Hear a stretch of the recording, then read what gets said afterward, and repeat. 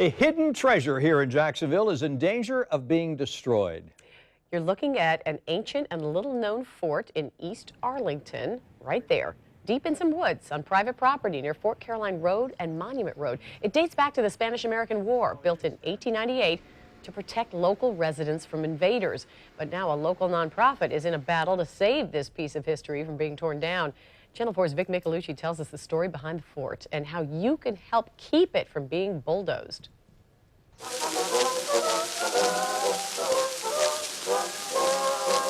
Let's take you back to 1898, long before we were born. Cubans were fighting for their independence from Spain, and our military sent the USS Maine to Havana to help. Then, disaster. The ship exploded and 266 American sailors died. The cause still debated, but the U.S. government blamed Spain, and the war began. When you think of the Spanish-American War, most people think of Lieutenant Colonel Theodore Roosevelt or the sinking of the Maine in Havana Harbor. But right here in Jacksonville, we have a piece of that history. The Army sent troops to the River City, a port where they'd ship southward. Camp Cuba Libre was born in what's now Springfield. So they were worried about the Spanish invading Jacksonville through the St. Johns River, through the mouth of the river here. That is correct. So they built a fort on St. John's Bluff, a concrete battery with powerful protection and a spectacular view. Any ship coming down this river, these cannons could have blown them right out of the water. But the Spanish never invaded, and the war ended within 3 months. The fortress was soon abandoned. Let's be careful. A bit of a climb. Yeah.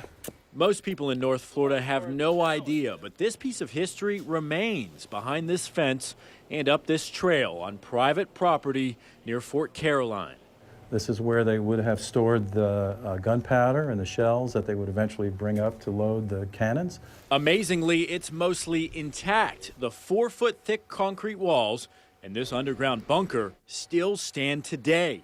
But 118 years later, these barracks are in their biggest battle yet, in danger of being destroyed.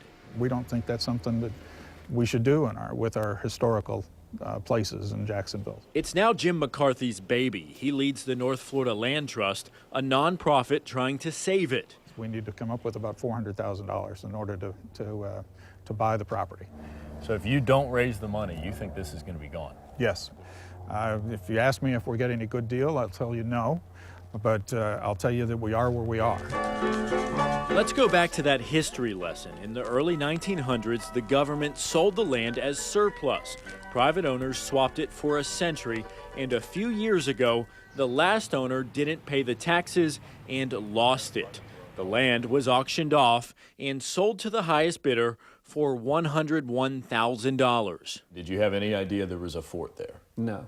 That's David Radcliffe. When he bought the property in 2013, he wanted to build a home on top of the fort. He also got an estimate to tear it down. But the public pushed back, and this summer McCarthy and the Land Trust stepped in. They agreed that if they can raise $400,000 by November, Radcliffe will sell it. So you would be happy if they were able to raise that money and preserve the fort and you sold it off? Yeah. I mean, I am happy if they can. If they can't, then I would like for the governmental powers to leave me alone and let me do what I want to with my own property. Would you ever be amenable to possibly lowering the price? I'm not, you never say never about anything, but at the moment, no. You would fire upon them long before you could ever be seen by them. So now the Land Trust is fighting the clock. If they raise the money, McCarthy says they'll hand the fort over to the National Park Service so it can be enjoyed for generations to come. I think what they're doing is right, and I'm definitely in favor of it. The plan is popular with the neighbors. It needs to be cleaned up and put back in shape, and it would really be something nice, you know. What do you think should happen with it? I think it should be taken over by some entity, hopefully the National Park Service, and developed into a living history park. The Land Trust has collected some money, like at this fundraiser on the site, but they've got a long way to go to keep from losing it forever. It's an important piece of our history, and we need to preserve it. And if you don't raise the money, It goes away, it's going to be never gone. to be seen from again. And Can't rebuild this. Can't rebuild this.